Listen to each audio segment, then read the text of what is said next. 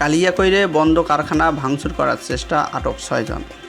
গণপরিবহনে শৃঙ্খলা আনতে পারছে না বর্তমান সরকারও, অনৈতিক দাবির অভিযোগ। এতক্ষণ শিরোনাম শুনছিলেন, এখন বিস্তারিত।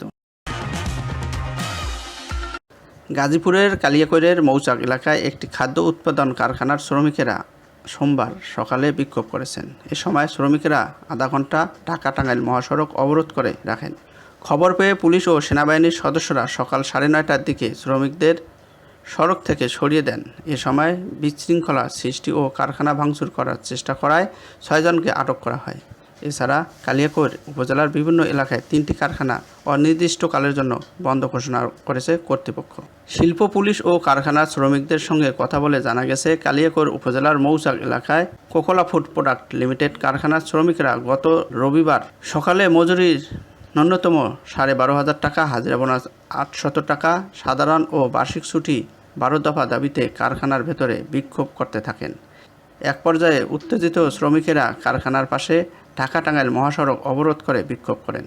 পরে কারখানা কর্তৃপক্ষ অনির্দিষ্টকালের জন্য প্রতিষ্ঠান বন্ধ ঘোষণা করে। তবে বন্ধ ঘোষণার পর আজ সকালে কোকোলা ফুড প্রোডাক্ট লিমিটেডের শ্রমিকরা কারখানার সামনে অবস্থান নিয়ে বিক্ষোভ করতে থাকেন। সকাল 9:30টার দিকে তারা ঢাকা-টাঙ্গাইল মহাসড়ক অবরোধ করে বিক্ষোভ শুরু করে। এক পর্যায়ে কিছু শ্রমিক কারখানার ভেতরে প্রবেশ করে ভাঙচুর করার চেষ্টা করেন। খবর পেয়ে শিল্প পুলিশ, থানা পুলিশ ও সেনাবাহিনীর সদস্যরা শ্রমিকদের ধাওয়া দেন।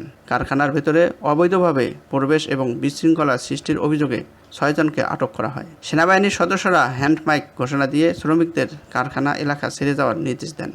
সকাল 9:30টার দিকে পরিস্থিতি স্বাভাবিক হয়। আটক 6 জন হলেন খোকন মিয়া, সোহাগ মিয়া, নাজমুল মিয়া, উজ্জ্বল হোসেন, শাকিল আহমেদ ও Mobarak Hossain.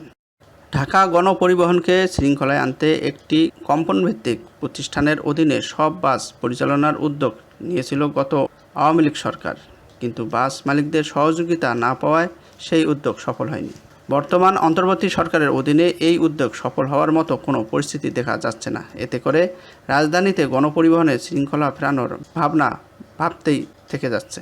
Bus route rationalisation প্রকল্পের অধীনে ঢাকাকে মোট 42টি পথে ভাগ করে এক কোম্পানির অধীনে বাস চালানোর পরিকল্পনা ছিল। নির্দিষ্ট স্থানে বাস থামবে এবং যাত্রী ওঠানামা করবে। পরিবহন শ্রমিকদের জন্য থাকবে নির্দিষ্ট কর্মঘণ্টা ও মাসিক বেতন। ফলে সড়কে অসুস্থ প্রতিযোগিতা কমে আসবে।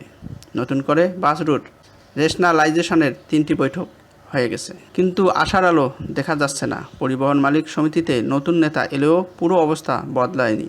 ঢাকা সড়ক পরিবহন মালিক সমিতির আগের কমিটির নেতারা বাস প্রতি 1 লাখ টাকা করে চাঁদা চেয়েছিলেন সিটি কর্পোরেশন অর্থাৎ খোদ সরকারের কাছে। এখনকার অবস্থাও অনেকটা একই রকম।